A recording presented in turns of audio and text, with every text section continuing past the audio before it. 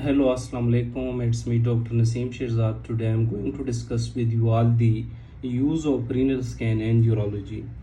As you all know, that renal scan used to quantify the renal function, assess the renal function, and evaluation for the presence of renal obstruction and also for the renal blood flow. Like we also use it in renal artery stenosis because the first rising curve is just for the arterial flow to the kidney.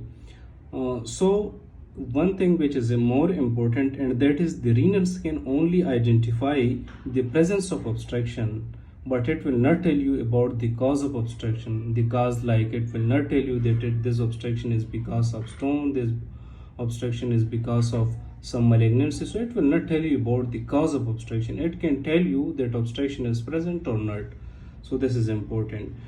We can use multiple intravenous radio tracer for this purpose, but the most common is the three which we are using daily, that is DTPA scan, MAC3 scan, and DMSA scan. Now what's the basic difference between them? Let me to make it very simple.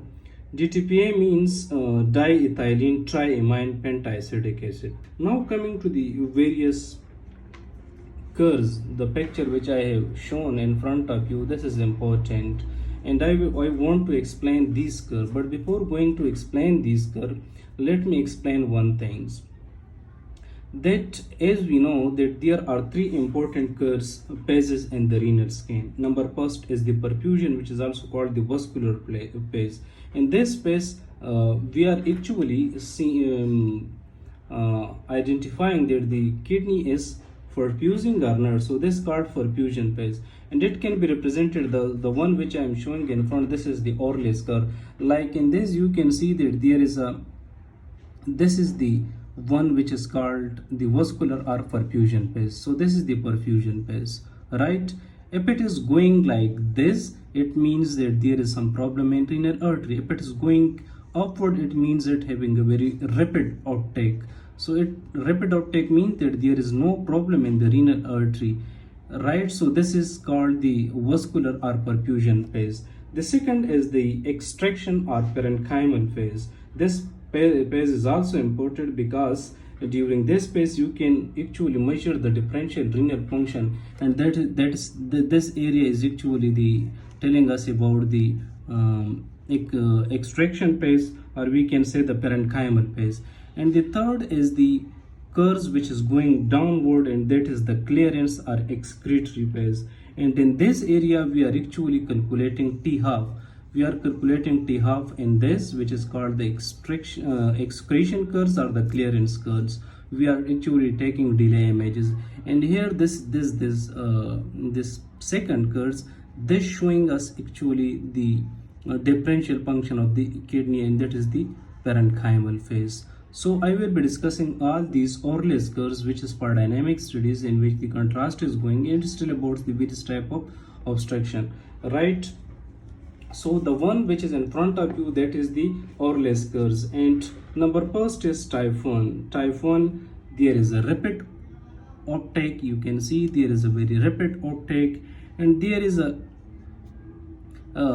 good clearance, so there is no obstruction, good uptake, rapid uptake, and the curve is going very fast down. The slope is going very fast. So it is type 1, it is non-obstructed, and there is no treatment, it's normal. Number second is the type 2 curves. Type 2 curve, this is actually the obstructed curves. There is a good rapid uptake, means there is no problem in the renal artery. The kidney is taking the contrast, but it's not eliminating. Even after giving the diuretic, there is no down sloping of the curves.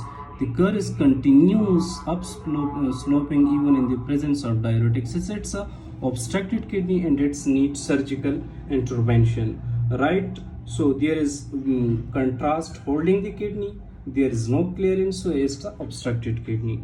Number third is divided into A and B. Type 3A, now we will be discussing type 3A, and this is the type 3, and we also call this is the hypertonic renal pelvis. Like what here we have given the contrast. There is a good uptake, and they are taking the contrast continuity, but it's not going downward.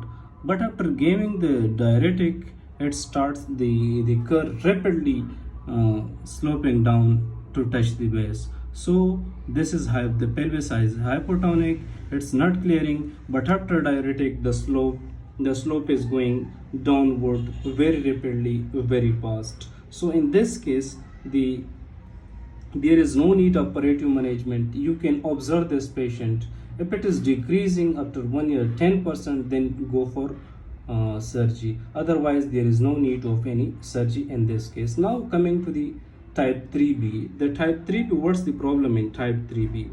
In type 3b, there is a rapid uptake. There is continuous sloping of the curves. But even after giving the diuretic, it's not coming down. It coming down, but very slowly. Here it coming down rapidly after diuretic, but here it coming very slow in spite of diuretic. So this patient also need surgery, operative management. Now the fourth, and that is also the important one, and it is called the curve is called the Holmes sign. What's the problem in this?